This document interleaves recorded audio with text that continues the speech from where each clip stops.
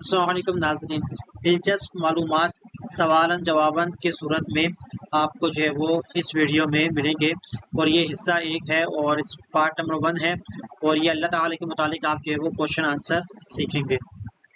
سوال: واجب الوجود کس کو کہتے ہیں اور اس سے کیا مراد ہے؟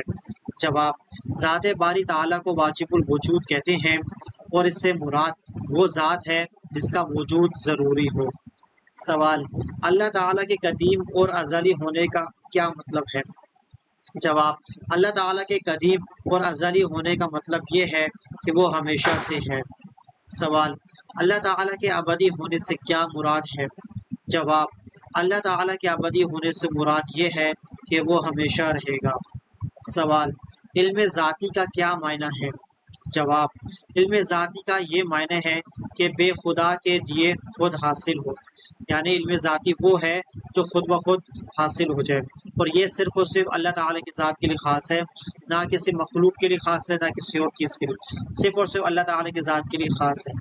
علم ذاتی کا کس کا خاصہ ہے، یعنی علم ذاتی کس کے لیے ہے اسپیشل؟ علم ذاتی خاص طور پر اللہ تعالیٰ کے لیے ہے اور کسی اور کے لیے نہیں ہے۔ اللہ تعالیٰ کی ذاتی صفات کون کون سی ہیں؟ جواب: نمبر 1 حیات، نمبر 2 قدرت، نمبر 3 سننا، نمبر 4 دیکھنا، نمبر 5 کلام، نمبر 6 علم، اور نمبر 7 ارادہ۔ یہ اللہ تعالیٰ کی ذاتی صفات ہیں۔ سوال: اللہ تعالیٰ کے قادر ہونے سے کیا مراد ہے؟ جواب: مراد یہ ہے کہ وہ ہر ممکن پر قادر ہے، کوئی ممکن اس کی قدرت سے باہر نہیں۔ سوال: دنیا کی زندگی میں جاگتی آنکھوں سے اللہ تعالیٰ کا دیدار کس کے لیے خاص ہے؟ دنیا کی زندگی میں اللہ تعالیٰ کا دیدار امام الانبیاء حضرت محمد مصطفیٰ صلی اللہ تعالیٰ علیہ وآلہ وسلم کے لیے خاص ہے۔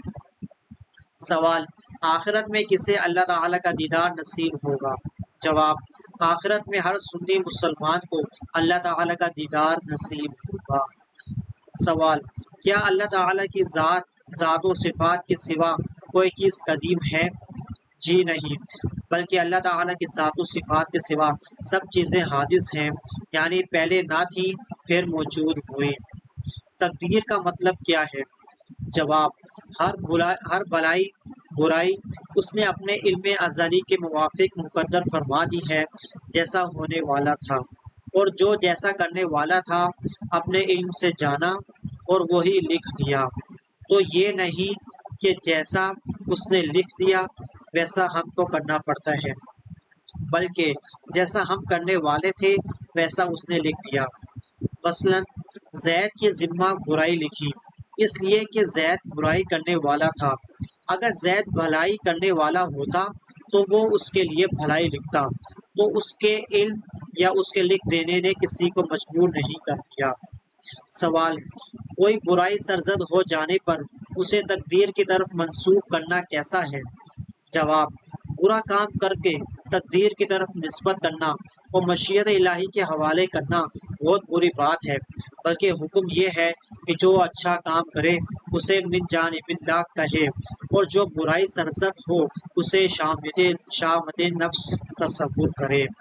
نیکسٹ ویڈیو میں آپ نبوت اور رسالت کے متعلق کوشچن اور آنسر سنیں گے اور علم حاصل کریں گے۔